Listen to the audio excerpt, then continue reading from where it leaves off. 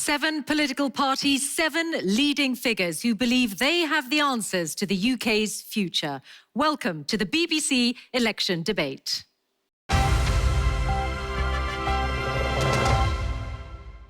As we celebrate D-Day and remember those like my father and so many others who served this country so well, how will the parties ensure our army is ready and our country is safe from another major conflict?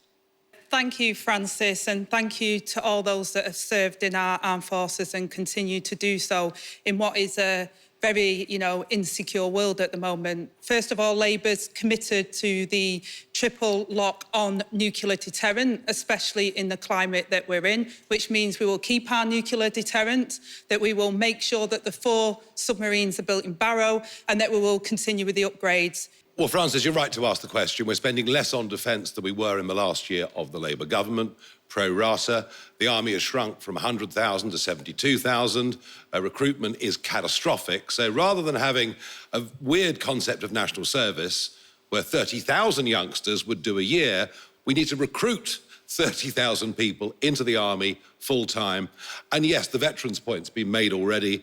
Respect our veterans, including those with the average age of 100, who were deserted by the Prime Minister in Normandy yesterday, which I think was a complete and utter disgrace and shows us we actually have a very unpatriotic Prime Minister. It was dreadful. I think what happened was very wrong. I think the Prime Minister has apologised for that. But what I also think is important is we honour their legacy. They fought for our freedom. Unless we are spending the right amount on defence, we can't honour that legacy. If we become a target, you are less safe. It's too late for this generation of Labour politicians. That credibility is shot. Do not vote these people in. Angela Rayner, would you like to respond to that? Penny, you can keep pointing at me, but you're the party that have cut the armed forces, crashed the economy and left us in a real mess. Keir has been absolutely clear. I am absolutely clear. We will keep our nuclear deterrent and we will invest in it into the future. It doesn't matter what you're prepared to spend. Clear on that. It doesn't matter how many submarines you stand next to and have your photograph taken. If your foe does not believe that you will use these weapons, the deterrent is gone. Well, and that's the position you're in. Serious stuff. This is what will happen if you elect these people. We've become a laughingstock internationally because of your party. Keir Starmer has changed the Labour Party. We're very clear on our #1 priority is to protect our. Let me bring in some more parties on this question. Let's be clear about what happened yesterday. It was not only politically shameful, but I think many of us feel personally quite insulted. I started yesterday morning watching a recording made by the Royal Mint of my late grandfather, where he recounts catching his best friend who fell from the top of a Sherman tank, who was shot in the head. And as he waded through the water, he recounted in his words, men blown to pieces, hands, legs, and heads. Okay. If he had been there yesterday and seen the Prime Minister walk away from him, I would have found that completely, as I do now, find it completely and utterly unforgivable. I think what we saw from the Prime Minister was panic, and I think it's the same pre-election panic that gave us that back-of-a-fag packet plan for a new national service, which those in the armed forces have said that wouldn't be workable, let alone what it means about what the Prime Minister thinks of our young people. I'm about to start studying medicine at the University of Manchester. How will the parties ensure I can graduate into a fully functioning NHS? Since the Tories took power, I was a home care worker and I represented public sector workers across the North West and nationally, and the decimation of the social care services and the infrastructure around community services has actually not only left us without that community care, but it costs more in the NHS. Far too many people, especially our older generation, we've just been talking about D-Day and our veterans, they're on trolleys for hours on end not getting the care they need, but it costs more money to do that, so we would put home care services in. There are many things we need to do, but there are 2 really important things. We have to keep the budget strong. You need a strong economy to do that, and public spending is going to go up. It will go up, and for the NHS, very substantially. But the second thing we also need to do is increase the number of healthcare professionals we have. We have been doing that. We have 70,000 more nurses, for example, but we need to retain people in the service. Where I live in Essex, I'm struggling to find a house. I've noticed the roads are busier and it's almost impossible to get a doctor's appointment. I think immigration is partly to blame. What are the parties going to do about immigration?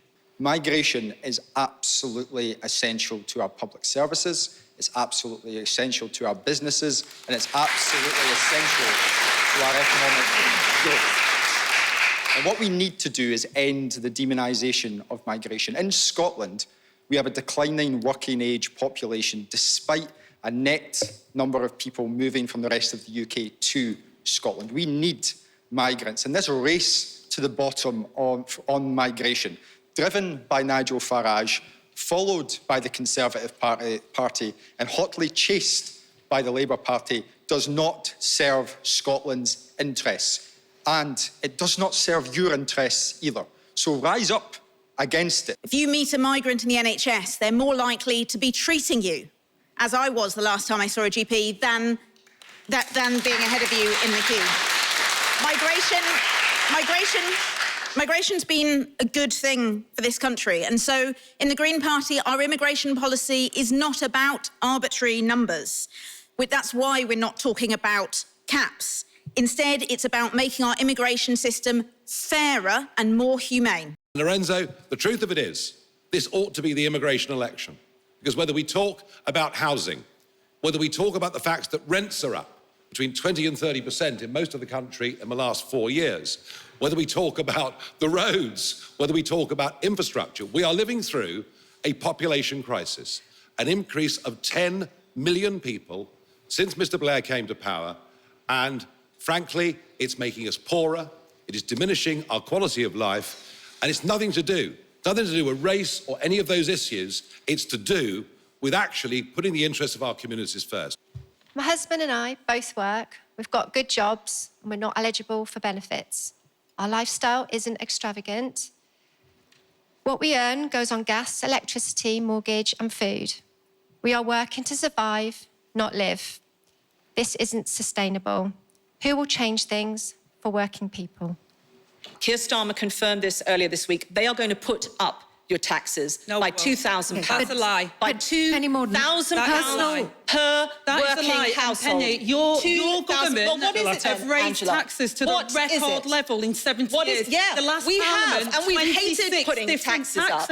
We have now been cutting taxes. We will continue to cut taxes. The country can afford it. You're using £2,000. Penny Mordaunt. Penny Mordaunt, you're using a figure that's been criticised by the UK Statistics Watchdog. Costings and Labour's Why don't you stand by your record? Record levels of taxes on working people. 26 separate tax hikes in the last Parliament. About 12 new taxes that rubbish. Labour are going to bring in. Absolute rubbish. Are you going to take out of your manifesto? We've been Which ones clear have you how ditched? we would pay for our No, you manifesto. haven't. Okay, it's time to hear from the others. Angela Rayner, it's time to hear from the others. Carla Denyer. Well, that was terribly dignified, wasn't it?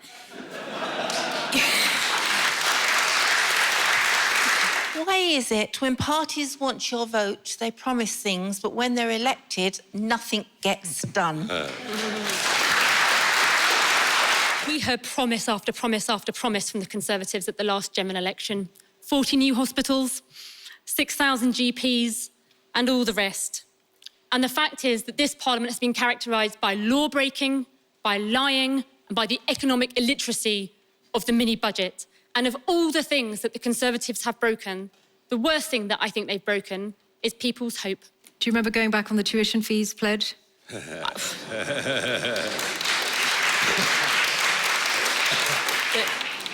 That's a sore subject for us, for sure. What matters to you more, economic growth or successful climate policy? We can create that economic prosperity that we need to build a brighter future for our country, hand in hand with looking after the environment.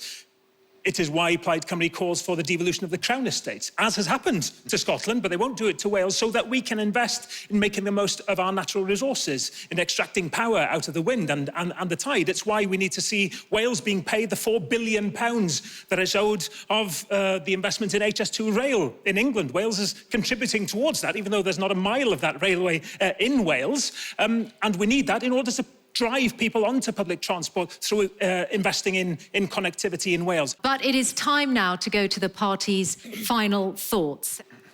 After 14 years of chaos, it's time for change. Keir Starmer has changed the Labour Party.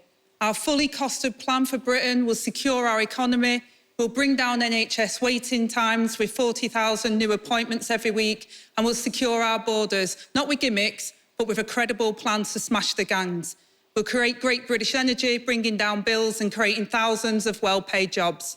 We'll boost neighbourhood police to tackle antisocial behaviour, and we'll hire 6,500 new teachers. So if you want change, vote Labour. The Tories are finished, so the choice is simple. Who do voters best trust to put Scotland's interests first in Westminster? Now, in the SNP, we know what it is that we believe in. Investment in our NHS, action on the cost of living crisis, rejoining the European single market, and creating economic growth by delivering on net zero. Unlike the Labour Party, we will never, ever get comfortable with the Westminster status quo. We will always fight for Scotland's right to choose its own future. So on the 4th of July, vote to put Scotland's interests first. Vote SNP. We can all see the Tories are toast, thank goodness. But we deserve better than a Labour Party that is offering more of the same. Angela says that Keir has changed the Labour Party, and she's right. He's changed them into the Conservatives. Frankly, our children deserve better. The Green Party is on the cusp of breaking through in seats up and down the country. Green MPs will never stop defending our future, protecting our NHS from privatisation and pushing the next Labour government to do better. We deserve real hope and real change. Vote Green.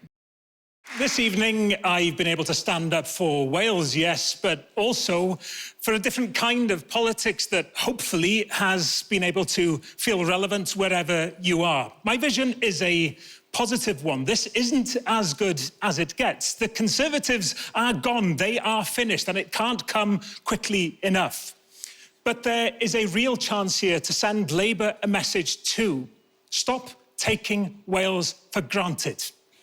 It is true that communities throughout the UK feel as if they are being ignored. Well, I won't let Wales be. So vote Plaid Cymru on the 4th of July.